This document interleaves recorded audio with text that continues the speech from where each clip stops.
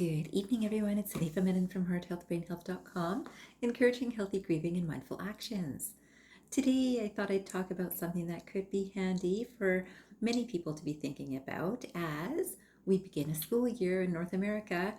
And I believe that so many people at this time of the year are thinking about how will my student do as a teacher. So my students in my class, will they do okay? Will I be able to keep them focused and organized and directed and learning the things that I'd like to teach them or that the school system would like them to learn? And then parents, of course, are usually quite concerned and supportive, or I'll say concerned is what I hear most in terms of, will my child like this class? Will my child like the teacher? Will my child be able to focus enough? And we know that this term of mental restlessness has been very common in our society, that we're kind of understanding this, and certainly in Chinese medicine that I used to practice quite regularly. Mental restlessness is also linked to anxiety.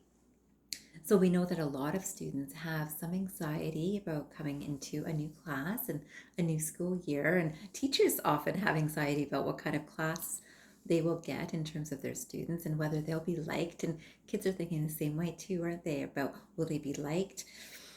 And it's interesting that a lot of this can come back to this idea of mental wandering. Mental wandering, I would call it mental restlessness in Chinese medicine perspective.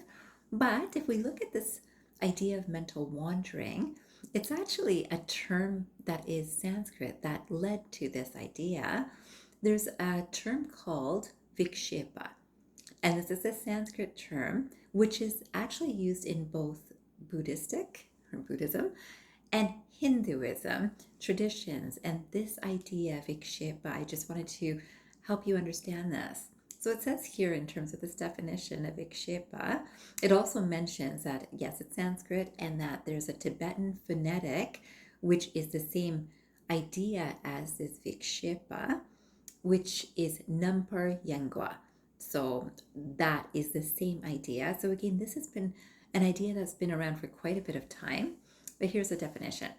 Is a Buddhist and Hindu term that is translated as distraction, mental wandering, etc. In the Mahayana tradition, which is a Buddhist tradition, Vikshepa is defined as the mental motion or wandering towards an object which causes the inability to remain one-pointedly on a virtuous objective. So this inability to remain one-pointedly on a virtuous objective, when we're thinking at the beginning of the school year, oftentimes the virtuous perspective is that the student will learn something, the child will learn something through the school year. And that is a virtuous perspective oftentimes when a student gets a good mark.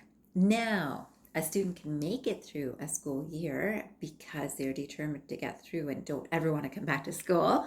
And a lot of students will go through that, and they'll think about, I don't want this school, I don't want this class, I don't want this teacher. And of course, parents go through some communication with teachers in these times. And I know that there's many teachers who often think, oh, if only this student wasn't in the class, he wouldn't be, or she wouldn't be, distracting the rest of the classmates. And so this idea happens, and we can relate this to what we might term the monkey mind. Again, kind of a term that was brought up in Buddhist perspective.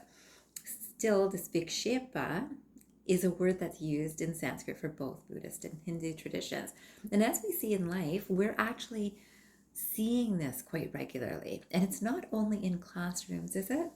We see it in offices where it's like, oh, I should go to the bathroom before I start my work. Or I really feel thirsty, so I'll just grab a coffee and then I'll start my work. Or I should see how my best friend who's working downstairs in this office building is doing. Or all of these things, right? So this distraction and this mental wandering happens quite a bit. Now let's say someone's just right in front of their computer And what do we see? We see all these pop-ups coming up from Google for sure, right? It's no offense, but we know that this is directed to distracting our mind for us to just check in on something. Maybe we were checking on school supplies for a student that's going to school this year, and you will see ads for this coming up regularly, and they're so regular that it distracts and allows a mental wandering. And this is important for us to be aware of because, I read a great quotation. It was by Prince Charles, which was interesting because I work with a lot of minds that have been shaped by, and we all have been, by the way. This is everyone. We've been shaped by the things around us, and oftentimes it's through how we've grown up and what things we've taken on in those young years.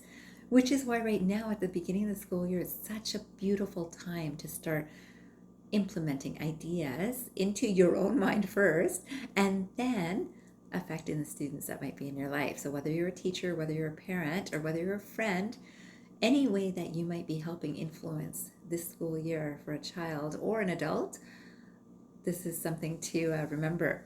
So Prince Charles said, and I thought I'd make sure that I keep this video light, I learned the way a monkey learns by watching his parents.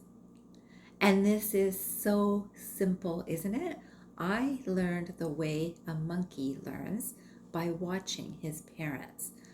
And this is true for all of us because whether we've been raised directly by parents or figures that we refer to as our parents, that these were the family, this was the friend family, this was the aunt, the uncle, the sibling, whoever raised us, the unknown adoptive parent that raised us, whoever raised us, what we saw, we learned from.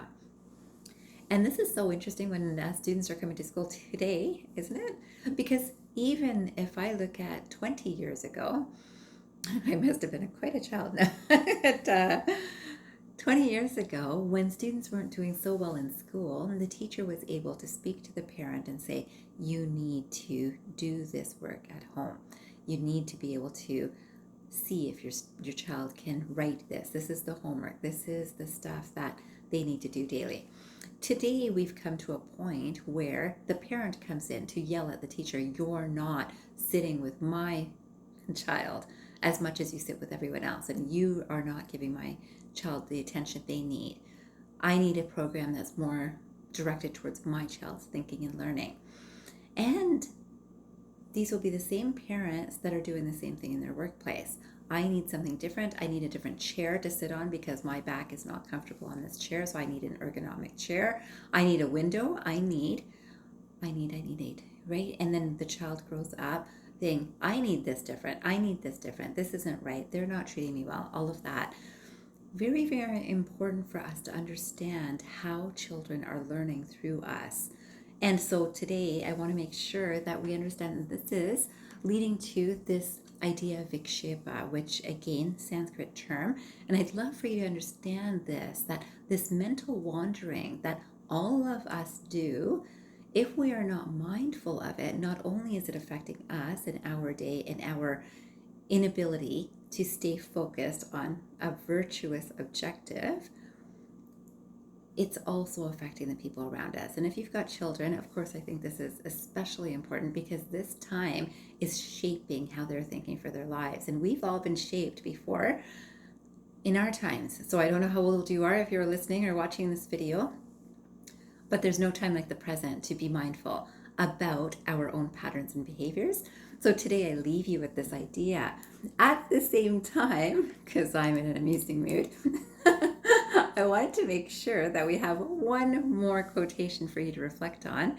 And this one is by Malcolm D. Chazel. And it says, monkeys are superior to men in this. When a monkey looks into a mirror, he sees a monkey. What do we see when we look into a mirror? Don't we see someone who is strong, confident, bold, secure? We might. And we might see the other side. We might see, someone who's really weak and pathetic and never successful, right? Either of those things are ego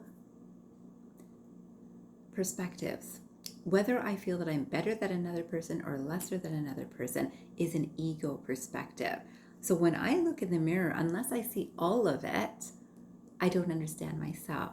Now, a monkey is not interested in understanding. He does not have the higher capability of the intellect to understand that depth unless being trained or learning from parents that might be human. If we really look at what we've got as this gift of our intellect and our understanding and our capability, then we can look in the mirror and see that all of the good and the not so good comes through us. Now, unless I mindfully pay attention to what kind of example I'm setting through my thoughts, my words, my actions, I cannot expect my child or a student to reflect that same wisdom.